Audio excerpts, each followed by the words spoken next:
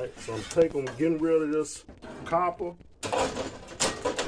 and putting pets in its place.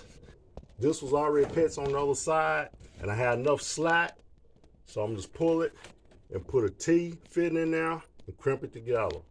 So you take your crimp ring, slide it on there, put your fitting in there, put your ring on the other side, slide that in there.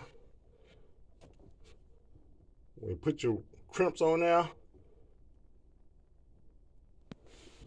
might want to try to take about maybe 1/8 of an inch right there, and then just crimp it.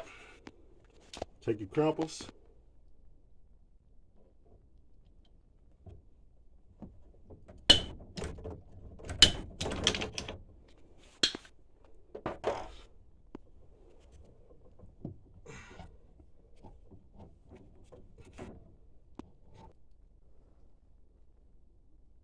easier if you take and put it on there, take your pliers or something and just squeeze it a little bit so it stay where you want it at,